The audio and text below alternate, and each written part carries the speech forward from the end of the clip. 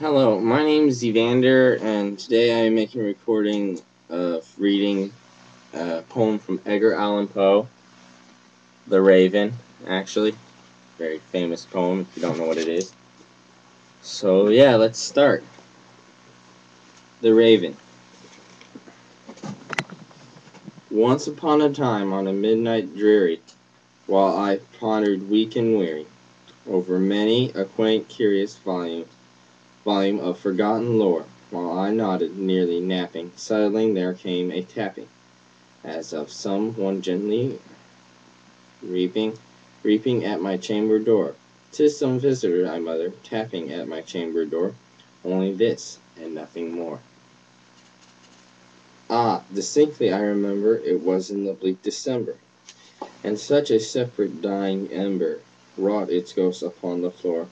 Eagerly I wished tomorrow, vainly I had tried to borrow from my books secretes of sorrow, sorrow for the lost Lenore, for the rare and radiant maiden, whom the angels name Lenore, nevertheless here forevermore.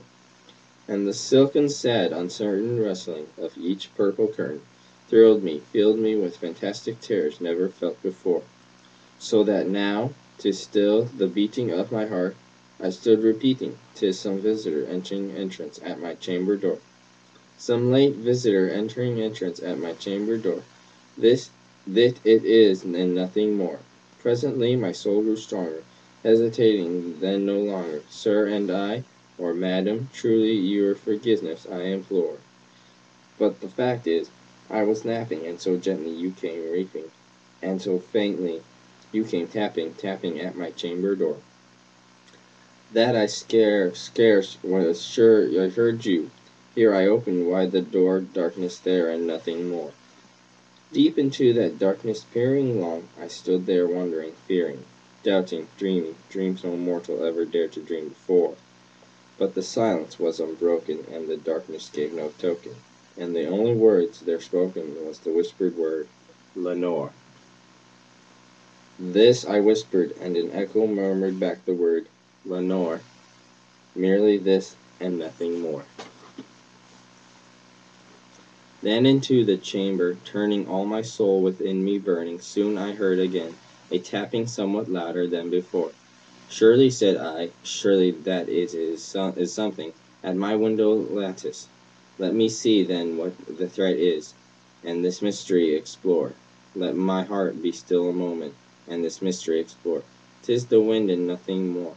Open here I flung the shutter, when with many a flirt and flutter, in their step a silent raven of silently days of yore, not the least absence or whatever, made he, not an instant stopped or stayed he, but with mien of Lord or Lady, perched above my chamber door, perched upon a bust of Pallas, just above my chamber door, perched and sat, and nothing more.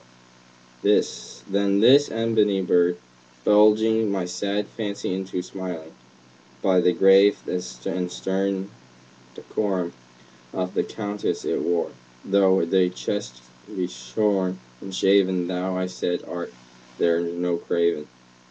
Ghastly, grim, and ancient raven, wandering from the nightly shore, tell me what thy loudly name is on thy Latian shore. Quoth the raven, nevermore. Much I marveled this ungainly fowl to hear discourse so plainly. Through its answer little meaning, little relevancy bore. For we cannot help arguing that no slumbering being ever yet was blessed with seeing bird above his chamber door. Bird or beast upon the sculpture bust above his chamber door, with such name as nevermore. But the raven, sitting lonely on the placid bust, spoke only that one word, as if his soul in that one word he did outpour. Nothing further and then he uttered, not a feather then he fluttered, till I scarcely more than muttered, other friends have flown before. On the morrow he will leave me, as my hopes has flown before. Quoth the raven, nevermore. Wondering at the stillness broken by reply so absently spoken, doubtless said I, what it utters, it is only stock and store, caught from some unhappy master, whom unmisgrateful disaster followed fast and followed faster so, when hope he would ajar, stern despair return.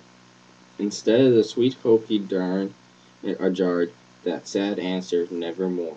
But the raven still bulging all my sad soul into smiling, straight I wheeled a cushioned seat in front of the bird, and bussed the door. Then upon the velvet sinking, I betook myself to linking fancy onto fancy, thinking what is this anonymous bird of yore?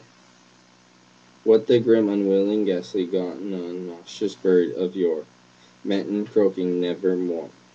This I sat engaged in gazing, guessing, but no syllable expression.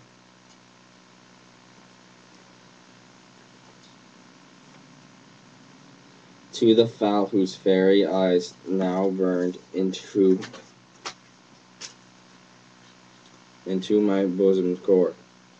This and more I sat diving, guessing, with my head at ease reclining on the cushion's velvet lining, that the lamplight gloated o'er, but whose velvet violet lining with the lamplight gloating o'er, she shall press, nevermore.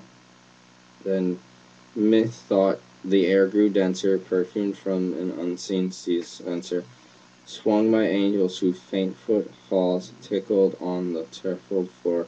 Wretch, I cried, they God hath let thee by these angels. He hath sent thee respite, and nepent from the memories of Lenore. Let me quit the kind nepent and forget the loss of Lenore, quoth the raven, nevermore.